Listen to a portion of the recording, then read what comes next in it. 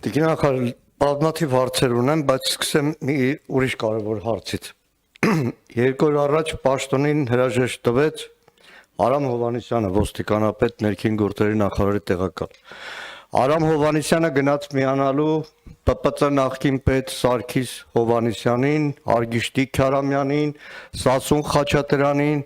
եւ հերթական օրինակը դարձավ այն պաշտոնյաների, այն ուժային կառույցների ղեկավարների, որոնք Հայաստանի Հանրապետությունում ծառայեցին ոչ թե Հայաստանի Հանրապետության օրենքներին, այլ անձնապես Նիկոլ Փաշինյանին եւ հերթական անգամ դարձավ այն օրինակը, ինչպես ազգային ժողովում լսումների ժամանակ եմ ասել, այդ պաշտոնյաներին պրոպկի պես ամեն օր հանելու են։ Հիմա հարցս հետեւյալն է. հարցնում եմ որպես Պաշտպանության անվտանգության մշտական հանձնաժողովի անդամ։ Ինչ պատճառով է աշխատանքի ծառայությունից ազատվել Հայաստանի Հանրապետության ներքին գործերի նախարարի տեղակալ ոստիկանապետ գեներալ-մայոր Արամ Հովհաննիսյանը, վստահ եմ դուք որպես նախարար տեղյակ կլինեք եւ պարտավոր եք հանձնաժողովի անդամներին նաեւ տեղեկացնել պատճառը, արդյոք ճիշտ են մամուլում եղած են տեղեկությունները, որ խնդիրը վերաբերվել է մամուլում եղած տեղեկություններին վարորդական վկայականների հետ կապված եւ նաեւ կուզեմ անդրադառնալ աննախադեպ մի դեպքի, որ երեք երբ որ ներկայացվել է ոստիկանությանը նոր նշանակված ոստիկանապետ պարոն Ղազարյանը, Արամ Հովհաննիսյանը անգամ դրան ներկա չէր, այդքան նեղացել են, որ այդքան ծառայեց, այդքան բռնություն կիրառեց քաղաքացիների նկատմամբ անցնող տարիներին։ Մի դեպքը մինչև հիմա Սարսուռով եմ հիշում Դեմիրճան փողոցում մի հատ 30 մետրանոց պատ կար, երբ որ ցուցարարին մտցնում էին ոստիկանների մեջ, քացով ծեծելով հասցնում էին մինչև ոստիկանական մեքենա։ Տասնյակ հարյուրավոր քաղաքացիներ այդ օրը ծեծի ենթարկվեցին, բռնության ենթարկվեցին, հղվեցին Արամ Հովհաննիսյանի անմիջական ցուցումով։ Սա մեկ, երկրորդը 3 հարցեր արդեն։ Այդ մի հարց է։ Այդ մեկն է։ Երկրորդը Բարեկային մեքենաների հետ կապված, կուզեմ, քանի որ նաև ներքին գործերի նախարարության շատ պաշտոնյաներ են, վստահ տվյալները կլինեն։ Բարեկային ծառայության մեքենաներից, սկսենք Շկոդա էր, չէ՞ սկզբից։ Քանի տոկոսն է, որ կանգնած է, քանի տոկոսն է, որ ընդհանրապես շրջանառությունից հարվել է կամ խոտանվել է։ Մյուսը ահազանգեր ունեմ, դրա համար ուզում եմ, որ նաև պաշտոնապես հստակեցնեք, արագացված կարգով են Արցախի Հանրապետության մեր հայրենակիցները անձնագիր ստանում։ Հիմա ահազանգեր ունեմ, որ նախորդ արագացված կարգի փոխարեն էլի 6 ամսվա ռեժիմ է մտցվել։ Արդյոք այդպես է թե ոչ։ Գիտեք, մի հարցում ուզում եմ շնորհակալություն հայտնել փրկարար ծառայողներին, ոստիկանության են բոլոր ծառայողներին, որ անցնող մի ամիսը 24 ժամ ռեժիմով անետացած փոքրիկի որոնման աշխատանքներն են։ Իրոք հատկապես փրկարար ծառայության աշխատողները ցանկացած գործում միշտ փայլում են։ Բայց նայեք, այս էլեկտրոմոբիլներ, Volvo-ներ, բան, այսքան թիթիզ ծախսերի մեջ մի հատ ես ուզում եմ ձեզ օրինակ մատնանշվել։ Աստված մի արասե այլևս կրկնի։ Այսօր Երևանը ծայրի ծայր բազմահարկ շենքերով է լցված։ Կոնկրետ դեպք գիտեմ։ Չկա մեկ հրշեջ մեքենա, որ կարողանա օրինակ 16 հարգանի շենքի չկա, դեպք 16 հարգանի շենքի վերին հարկացնի։ Այսքան այդ Volvo-ների ծախսերի մեջ լավ հնարավոր չէ ձեռք բերել մեկ հրշեջ մեքենով վերջինը ամեն անգամ այդ հարցնում եմ, վերջը ներքին գործերի նախարարությունը ավտոբուսներ ձեռք բերեց կամ պետ գույքից փոխանցեցի, հաջան Էլի հարցեր կան։ Լավ, այսքանը։ Շնորհակալություն նախ պարոն Մանուկյան բազմաշերտ հարցերի համար, որովհետև նախարարության գրեթե բոլոր ոլորտներին անդրադարձակ որպես այդպեսին։ Անդրադառնամ առաջին հարցադրմանը։ Պարոն Մանուկյան, նախ թույլ տվեք չհամաձայնել այն դիտարկման հետ, որ Հայաստանի Հանրապետությունում կա որևէ պաշտոնատար անձ, որը ծառայում է անձին, այլ ոչ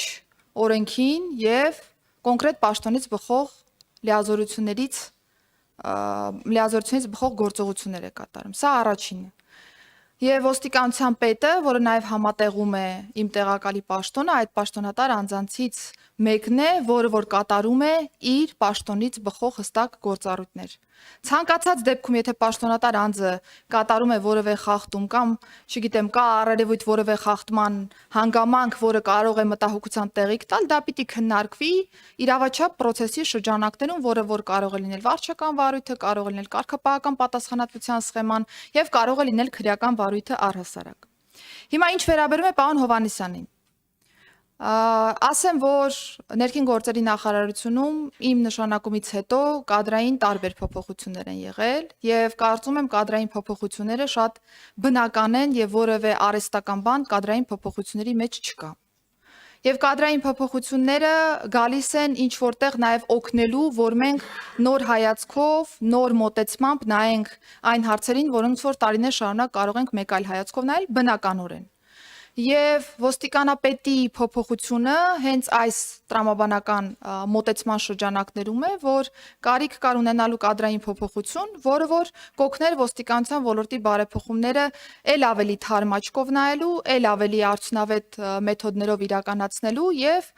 գնալու առաջ։ Սա է եղել բացառապես պարոն Հովհաննիսյանի ազատման պատճառը, պետք չի փնտրել ինտրիգներ, պետք չի փնտրել միջանձնային տարբեր հարցեր, պետք չի փնտրել այլ հիմնավորումներ, որոնք որ կարող էին ձեր պատկերացմամբ լինել պաշտոնից ազատման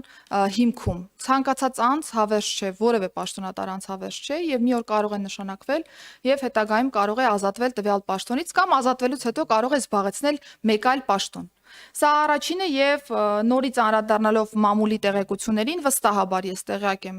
թե մամուլում ինչպիսի տեղեկություններ, ինչպիսի հիմնավորումներ են շրջանառվում, դրանք բացարձակապես չեն համապատասխանում իրականությանը։ Հիմնավորումը ես արդեն իսկ նշեցի, որ պայմանավորված է բացառապես process-ները ել ավելի նոր եղանակով կազմակերպելու եւ ես այս տրամաբանության մեջ եմ նաեւ առաջարկել վարչապետին նշանակել իմ տեղակալի ոստիկանության պետի պաշտոնում արդեն նորանշանակ ոստիկանության պետին, որը եղել է համակարգի մաս, որը ժամանակ հետո վերադառնում է համակարգ եւ կարծում եմ վերադարձը դեպի համակարգ ոստիկանության բարեփոխումների ինտենսիվ իրականացման փուլում թույլ կտա հենց իմ նշած մոտեցումը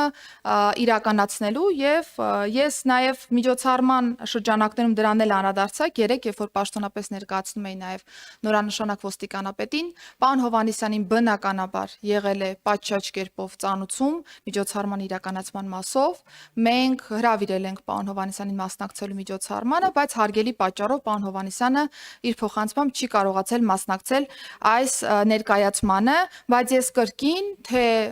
պարոն Հովհաննիսյանի հետ կոմունիկացիայի շրջանակներում եւ թե նաեւ նորանշանակ պետի ներկայացման ժամանակ հստակ իմ շնորհակալությունն եմ հայտնել պարոն Հովհաննիսյանին 30 տարուց ավելի ոստիկանության համակարգում աշխատանքի համար, ներդրած ավանդի համար, որը որ միայն բարձր գնահատականի է արժանի եւ չներկայանալը կարծում եմ նորից ինչ որ մանիպուլատիվ հիմնավորումների տեղ է տալիս, որը որ որևէ հիմնավորում որպես այդպեսին չունի, նշեցի արդեն իսկ։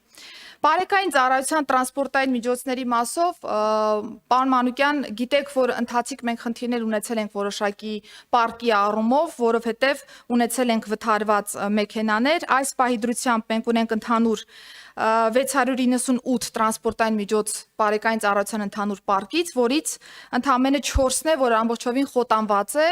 ունենք որոշակի տոկոսային հարաբերակցությամբ տրանսպորտային միջոցներ, որոնք գտնվում են վերասարքավորման, սարքավորման փուլում, բայց դրանք շատ մեծ տոկոս որպես այդպեսին չեն կազմում, եւ 67 էլեկտրոմոբիլները եւս պարկը համալրել են ընդհանուր թվակազմի մեջ դրանք եւս կան, եւ մենք զուգահեռ նաեւ վերապատրաստումներ ենք իրականացնում մեր աշխատակիցների համար, որ ել ավելի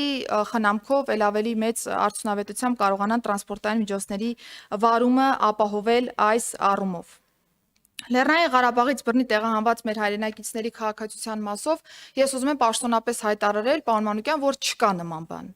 Այսինքն այն խոստումը, որը որ մենք տվել ենք մեր հայրենակիցներին, որ ավելի սեմ ժամկետում է սպասարկումը լինելու, քան ստանդարտ ընթացակարգով քաղաքացիության շնորհման իրավիճակներ են, դա միանշանակ պահպանվում է։ Կարող են լինել տեխնիկական հարցեր, ստուգողական որոշակի process-ներ, որոնք հատուկեն դեպքերում կարող են ժամկետային որոշակի հարցեր առաջացնել, բայց սկզբունքային առումով մեզ մոտ ոչ մի բան չի փոխվել, եւ եթե կան մտահոգվող քաղաքացիներ, որոնք իրականում ունեն նմանատիպ տվյալներ, խնդրում եմ անպայմանորեն դա փոխանցել ինձ, ասեմ նույնիսկ որ ծավալը հաշվի առնելով եւ նաեւ մեր հայրենակիցներին ավելի ընդառաջ գնալու տրամաբանության մեջ շրջիկ գրասենյակները ընդունում են միայն Լեռնային Ղարաբաղից բռնի տեղահանված մեր հայրենակիցների քաղաքացիության շնորհման դիմումներ, այսինքն սա եւս խողովակ է, որ բացի ստանդարտ ստատիկ սպասարկման գրասենյակներից շրջիկ ծառայությունները եւս կարողանան ընդունել այս դիմումները։ Փրկարար ծառայության գույքի մասով ես ասեմ, որ այս պայդրությամբ էլ բյուջեով ունենք նախատեսված համապատասխան միջոցներ, որոնք որ մեզ թույլ պիտի տան գնել մի քանի արդեն հրշեջ փրկարարական մեքենաներ փրկարար ծառայության համար, այս տարվա բյուջեի մեջ արդենից նախատեսված է, ասեմ, որ ուղղակի բարդ է ընթանում նմանատիպ հատուկ տեխնիկայի ձեռքբերումը, որովհետև շատ հաճախ շուկան չի սպասարկում նմանատիպ մրցույթները Հայաստանի Հանրապետության կտրվածքով եւ մի շարք արդեն օտարերկրյա մատակարարներ են, որ հետաքրքրված են այս մրցույթներում, բայց ունենում ենք ժամկետների խնդիրներ, ունենում ենք նաև որոշակի process-ների խնդիրներ, բայց եւս մի անգամ հայտարարել ենք մրցույթը, որպեսզի կարողանանք առաջիկայում նոր գույք ձեռք բերել։ Հաջորդ տարվա պետական բյուջեի շրջանակներում եւս հայտ ներկայացնելու ենք նոր հրշեջ փրկարարական գույքի ձևավորման եւ նաև ունենք Եվրոպական միության գործընկերներից նախնական համաձայնություն, որ այս տարի կմեկնարկենք գնման գործընթաց 10 հրշեջ փրկարարական մեքենաների նաև իրենց օժանդակությամբ։ Նախար կոնկրետ մեքենայի մասին էր հարցնում, ինչքան հասկացա։ Դե գույքի մասով էր հարցում պարոն Մանուկյանը։ Կոնկրետ։ Մեր նոր ձեռք բերելիք հրշեջ փրկարարական գույքը պիտի կարողանա հենց ձեր ասած մտահոգությունն արդեն փարատի